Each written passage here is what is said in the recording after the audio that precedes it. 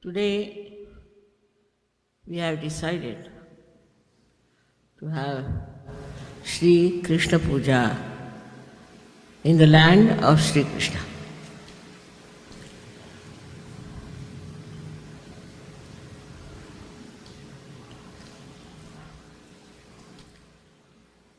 Though this is the land of Shri Krishna, people ask me why the people are not spiritual. How is it they get entangled into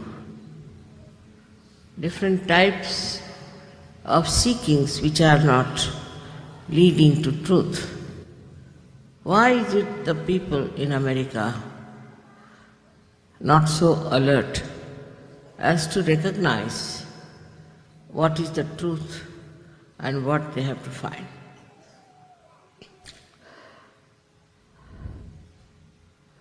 Shri Krishna's time was, as you know, at least 2000 after Sri Rama. And Sri Rama created lots of disciplines for human beings to follow in the path of their ascent. According to the time, everything works out. So, people were extremely rigid, disciplined, and it so happened that people lost the touch with the truth.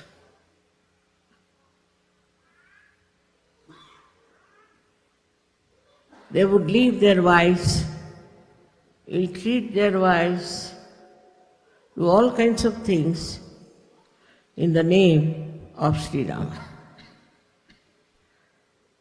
Because always human beings take to something which is not right. The another side they never saw, how Rama went after Sita ji to find her, and he fought the horrible Rakshasa Ravana to get back his wife. So the other side people never see. Only this side they saw that he was very strict with his wife, and if the wife stayed over in some function, he got so angry and he shouted at her and he threw her out and all those things. That is how Shri Krishna came in. Always incarnations come one after another to correct themselves only. When Shri Krishna found that it is on the other side of ego, that men thought they were very powerful people and they could do whatever they liked, they had all the power to judge their wives. So Shri Krishna came with a new diversion, or I should say, from a new idea about life.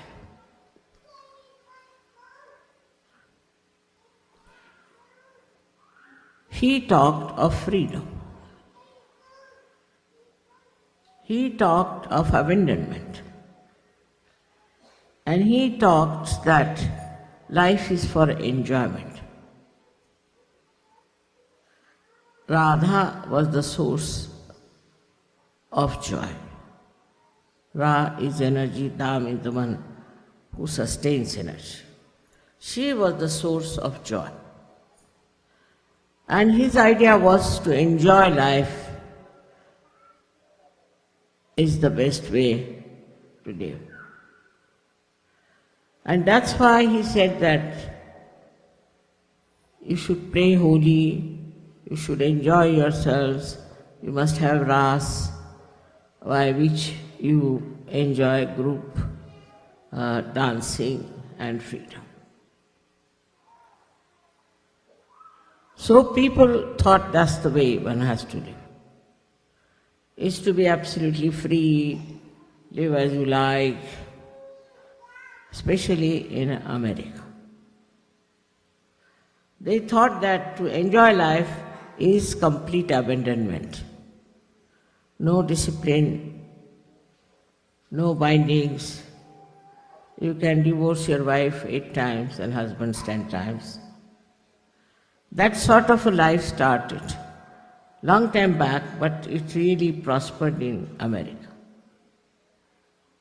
The prosperity of this kind of a culture came to such a level that now we don't know what's going to happen to the family system, to the joy part of it. Again here people forgot the other side of it. Adi Shakti first created Shri Ganesh. Shri Ganesh is the source of wisdom. He is the source of auspiciousness.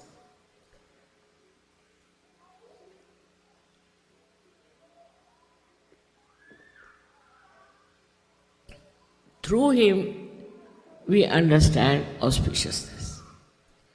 And he is a child. He is an eternal child. And this behavior of abandonment is very destructive if there is no wisdom. First thing was to establish wisdom within ourselves. But we start a theory or a kind of a pattern of life without thinking, have we got the wisdom or not? Are we capable of following that pattern of life without any development of our wisdom? But the worst was when the freedom became the criteria of life. People became extremely dominating and egoistical.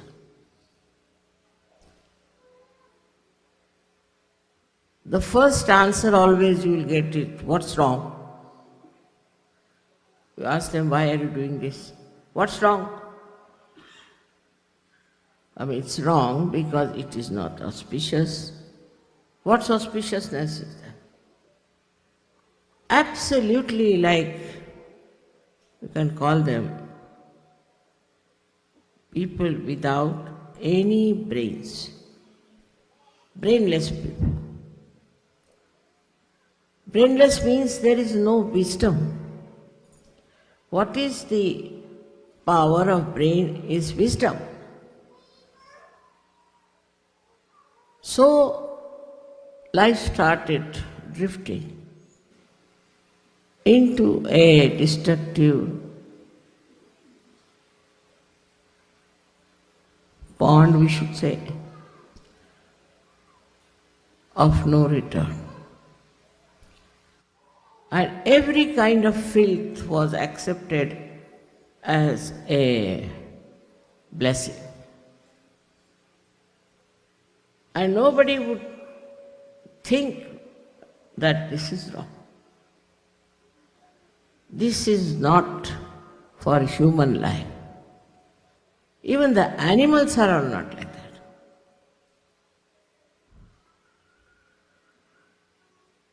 Added to that came the stupidity of drinking alcohol.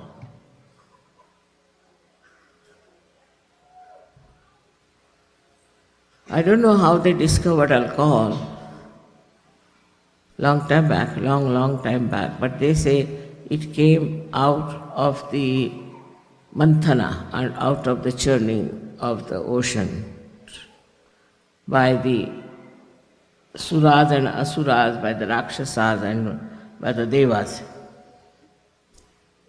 Must be some trick to get these rakshasas drunk and some or other manage to get the kumbha of the pitcher of amruta, ambrosia, so that these rakshasas will be lost drinking, and then the devas will get their due, which was amruta, which was ambrosia. That might be one of the reasons that it was created out of the ocean, or among all the 14 things that came out of the ocean.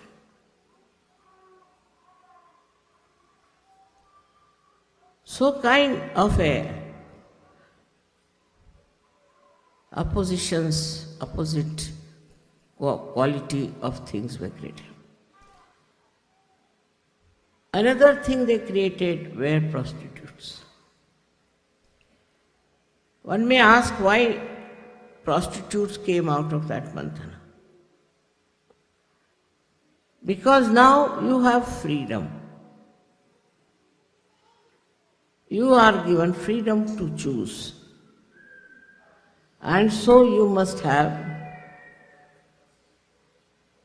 full vision whether to choose an auspicious life, a holy life, a divine life, or to choose destructive life. This opposition came forward because your freedom had to be respected. That was very important. In the growth of human awareness, it was very important to respect the freedom of human beings. Because animals, if you see, they have no freedom. A snake will be a snake, scorpion will be a scorpion, lion will be a lion. They live with their own qualities, gunas. You cannot make them do something that other animals are doing. We have passed through all these different animal yonis, and now we are human beings, and now we have freedom. Now why freedom? One may ask, because these days they ask us question for everything you say. Why freedom needed? Like I always told you before, that in the school, they teach you 2 + 2 is 4, and you have to remember it. But when you grow and when you go to college, you are supposed to have freedom to understand everything yourself.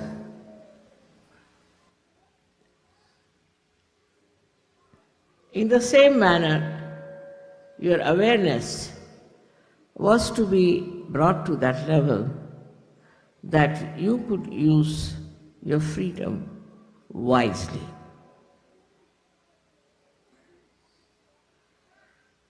Now you have to have temptations. How can you judge a person whether he is blind or not blind? Supposing you ask a blind person, is this a flower? He might feel it's a no, it's a bee. So he has to have his eyes to see. And once you give him the eyes, he goes amok. He doesn't know what to do, what is good for him. So he chose all that was not at all good for him, auspicious for him, and detrimental for his growth. So the drinking started. With drinking, you don't know how we get abandoned. I've heard people that they lose their sense of relationship with brothers, sisters, mothers, everything, if you get drunk. So many drunkards have told me this. That is why in this country we have funny type of relationships. One can't understand. How can it be? But it is so. By drinking, all these things have happened, that they don't know who is your sister, who is your wife, who is your mother.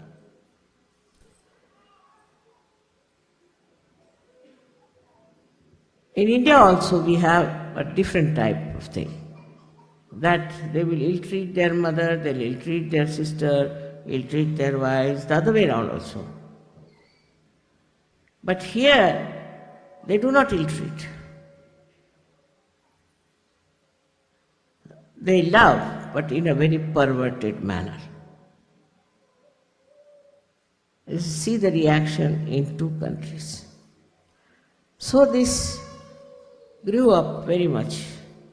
And today we see a country that is America in a complete chaos.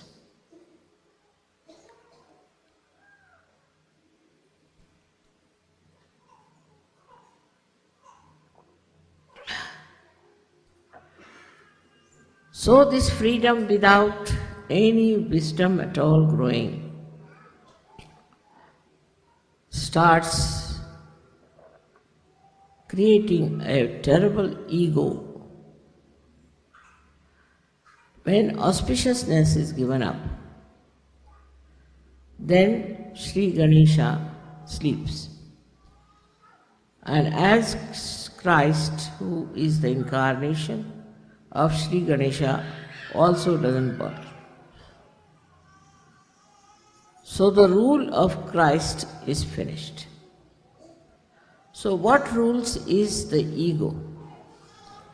This ego which thinks it is free, doesn't know it is bound by all kinds of enemies of very horrible types. At the time of Shri Krishna, he said that the worst enemy human beings have is anger. But I think in modern times the worst enemy human beings have is greed and jealousy. Greed has no meaning these days. I mean, what do you say to a person who has 3,000 shoes? I mean, pairs of shoes. Must be mad. There are all sorts of things, in greed you see these days. You don't know how people are really behaving. No one can explain. I know of someone who has 5,000 dogs. Well, what is she doing with those dogs, I don't know, but she has. Like all countries, even in America, I think it's much worse. Much worse. Now you may call it anything, consumerism or anything like that, or your economics, which is, I think, very faulty. Doesn't understand human beings. Whatever it may be, it can never bring benevolence, neither to the person who thinks he is rich or to the people whom he is exploiting. As far as spirituality is concerned, they are all away from the realm of divinity. Now the mind starts working with ego. Ego takes over like a computer, and it starts suggesting ways and methods by which how much money you can earn. So when you start earning money, then again the same ego mister tells you how to destroy yourself with this money. They do all kinds of things when they have money. I mean, that money is not a Lakshmi Prasad. It is some sort of a money that becomes like a Rakshasa or a devil and which devours you. It takes you to all kinds of wrong places. It takes you to such horrible theories that nobody would accept such theories. This ego makes you feel that you are perfect, you know everything. Whatever you are doing is the best. But with all that doing, what happens? You become restless. You cannot sleep. Now the problem here is that people have this so-called tension, stress. In our young age, we never heard of this. What is tension, stress is. Even now in India, very few people know about it. Because you are destroying yourself. So with this money, say, you want to entice some woman. Take a very low-level thing. Then you'll run after her, give her this, give her that, and spend all your money till you become bankrupt. And then you start sitting and crying. This is a common story. I don't know why don't they make films like this to show actually what happens to a person who runs after money and he goes on then spending that money. He doesn't know what to do. You see, money also eats him, I think. On the other side, we have people who are extremely miserly.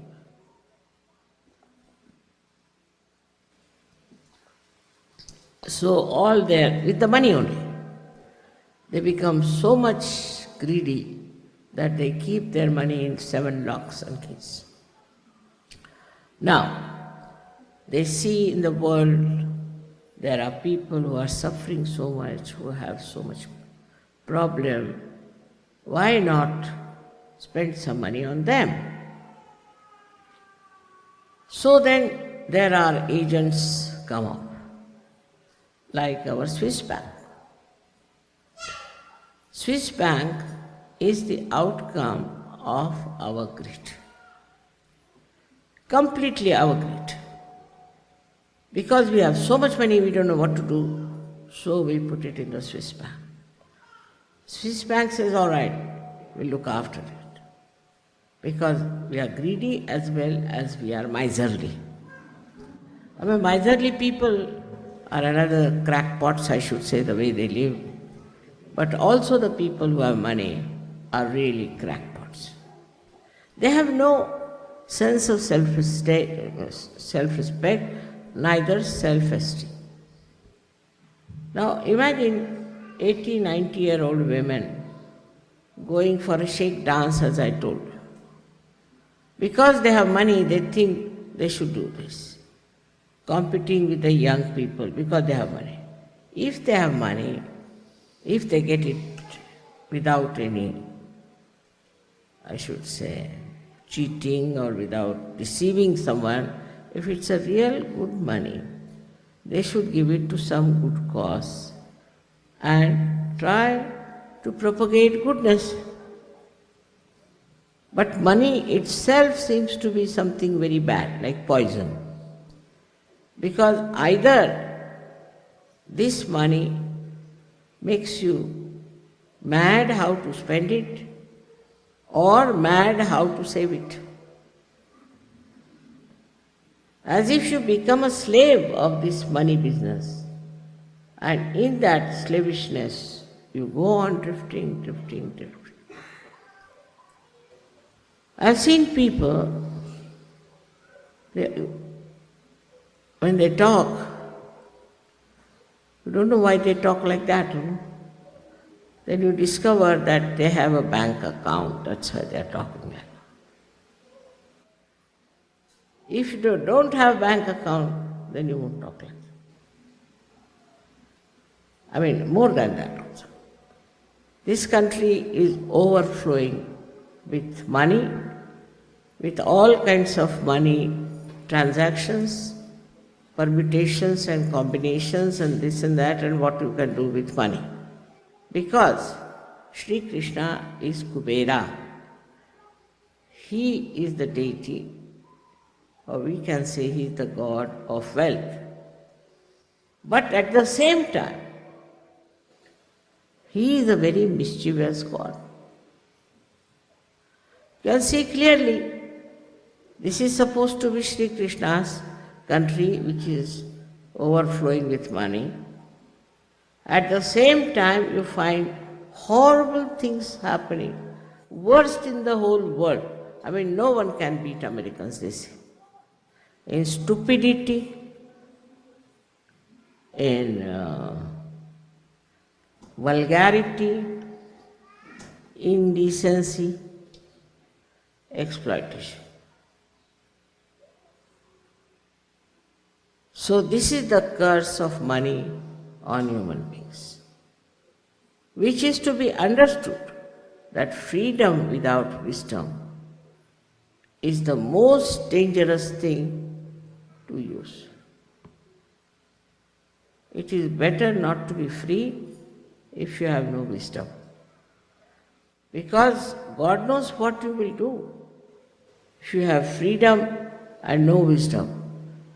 I've seen here, heard about women who are killing their children. But nowhere you will find such a thing like that. Killing small children.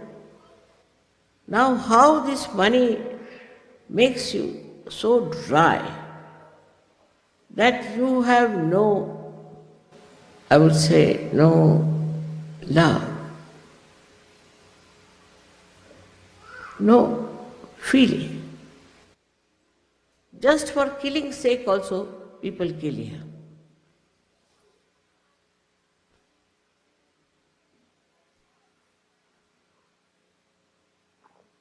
Now there's another thing that this money does.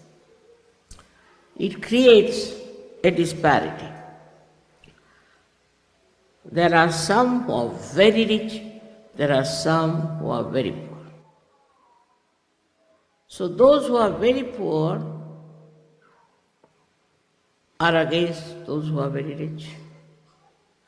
They can't understand why should these people have so much money. So they think it's a matter of right to snatch all that money from them and use it for themselves. But the same money can destroy them also. So snatching that money with violence or grabbing it is not going to give you any blessings.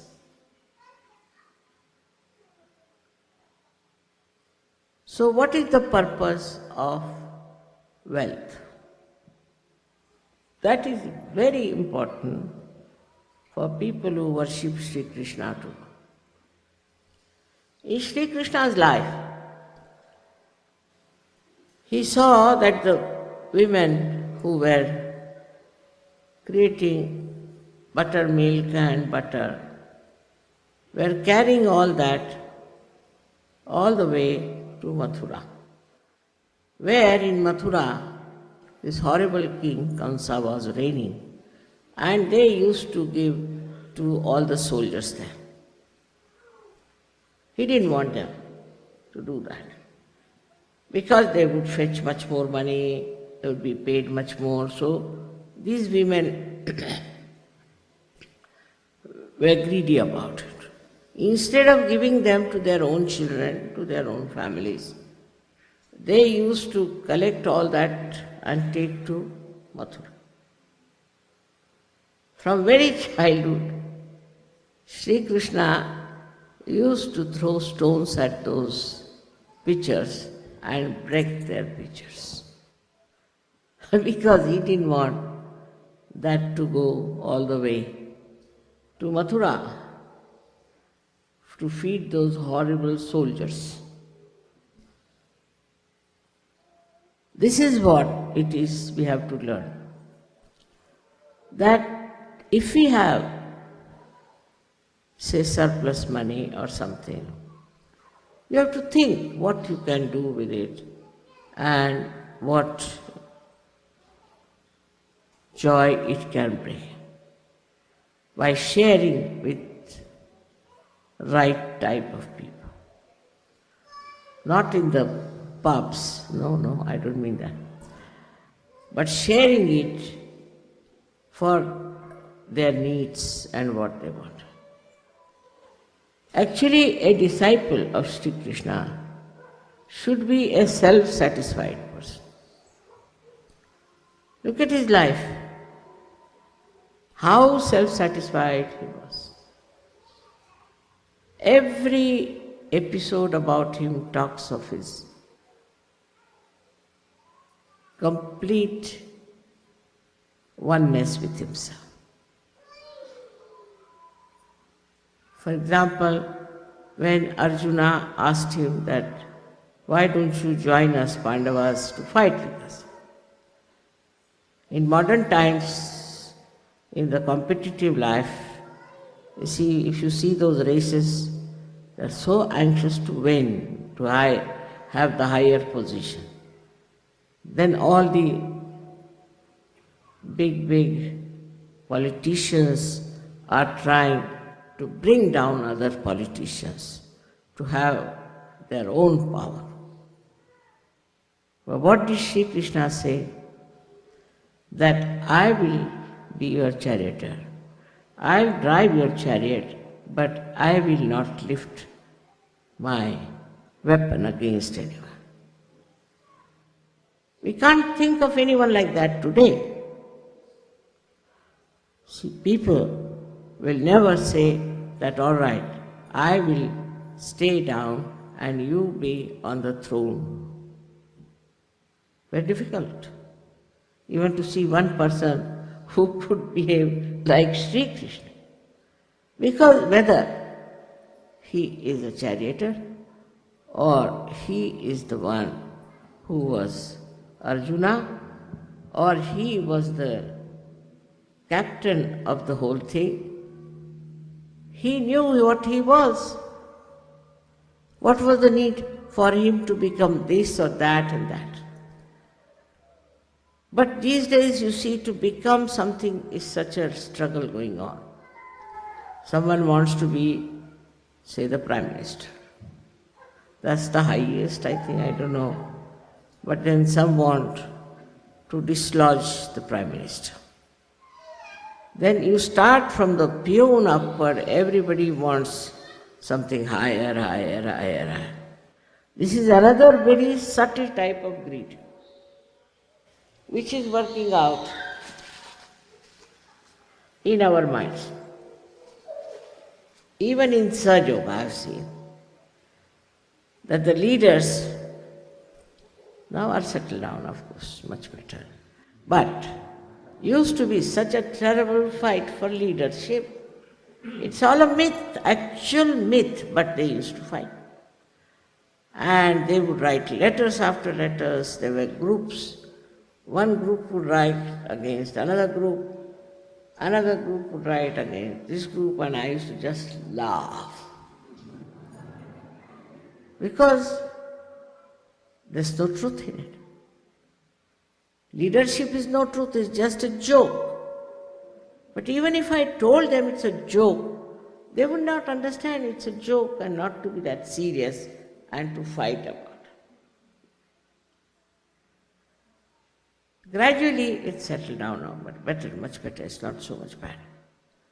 But that is what is there, this greed. That was the mistake, I think, of Shri Krishna, that instead of anger he should have put greed as the worst thing.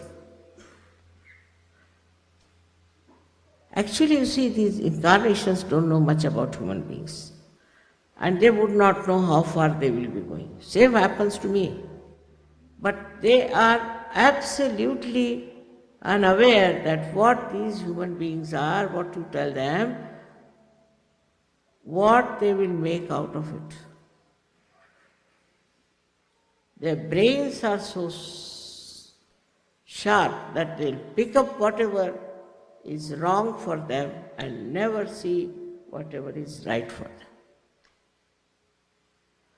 Sri Rama tried something. it was of no use. Shri Krishna tried something, it was of no use. So we come to Shri Jesus Christ. Nowadays, the people who are suffering us are ardent disciples of Christ.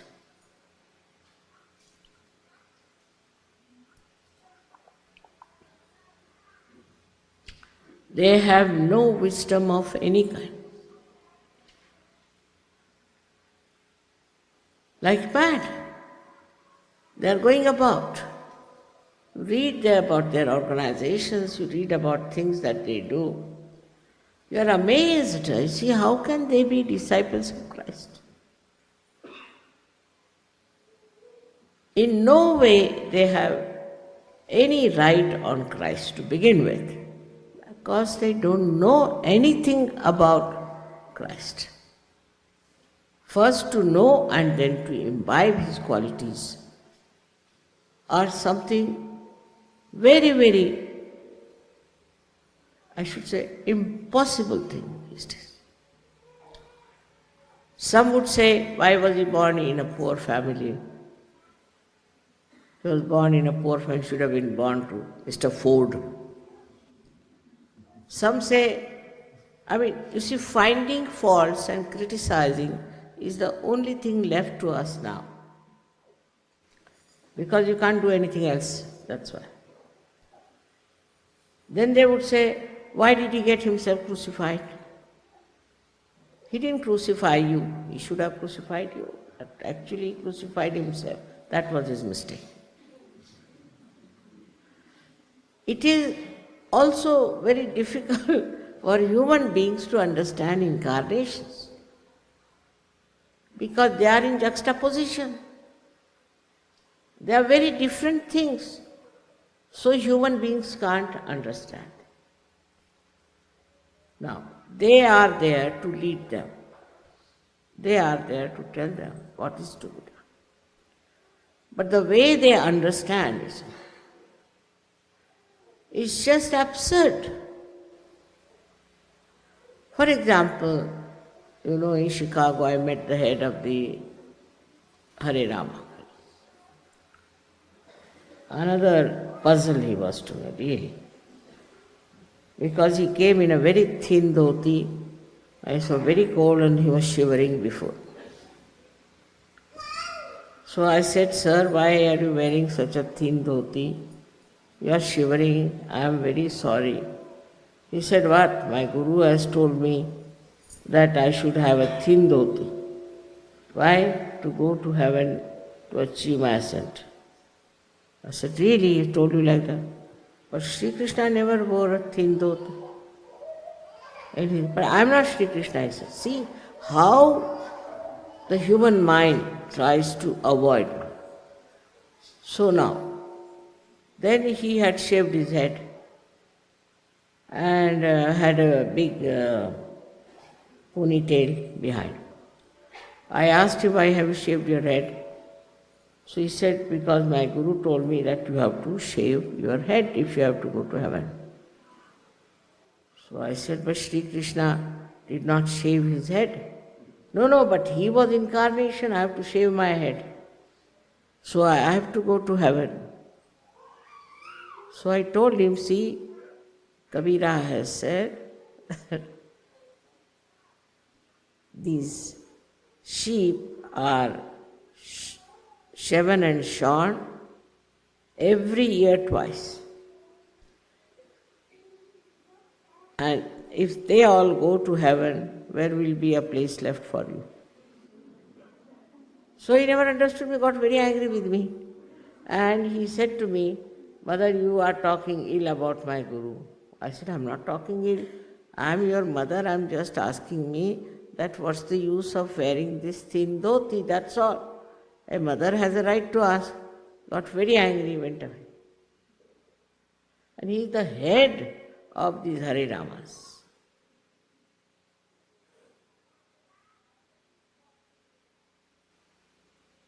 So to understand the incarnation also you have to be a realized soul. Otherwise you cannot. Because they look very absurd. without asking any questions, if you can become a realized soul. If you ask questions, it's 1 degree less. Without questioning, if you get your realization without any questions, then you have the highest marks. But if you after questioning and this thing and that thing, then you have less marks. Because your mind is very active. And the person whose mind is active cannot achieve something beyond the mind. You have to achieve it beyond the mind. This is one thing, at least if you all understand, I think my work is done. All tricks tried by Shri Krishna, all disciplines put by Shri Rama, all the gurus who tried their level best to tell you what to do is only to make you a yogi by taking you beyond the mind.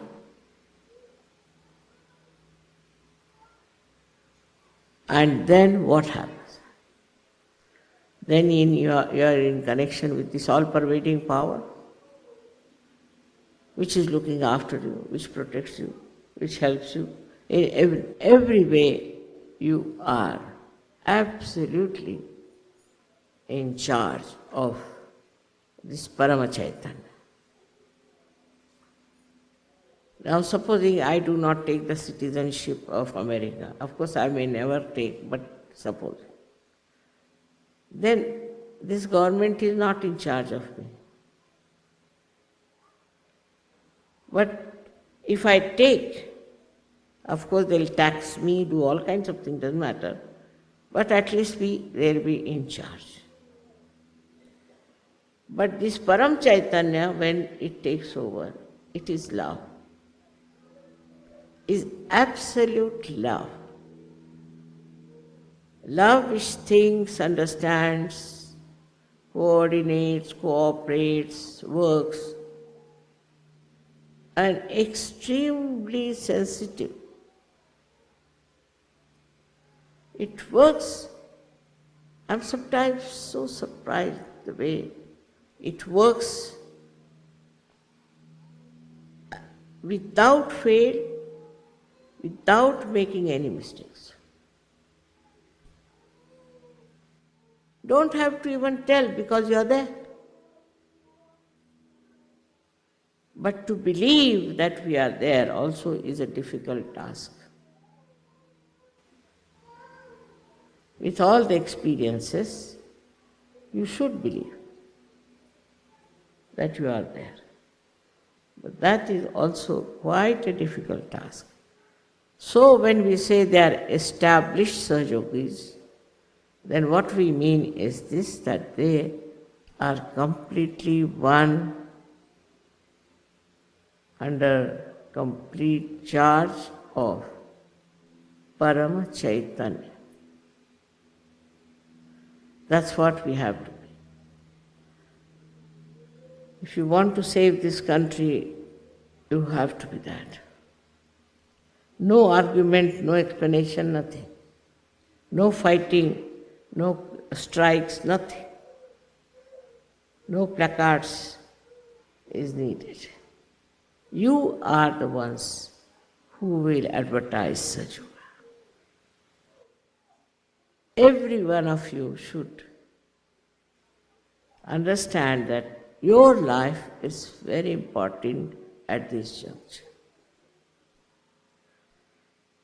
And you have to become that special person who reflects reality through the divine love. May God bless you.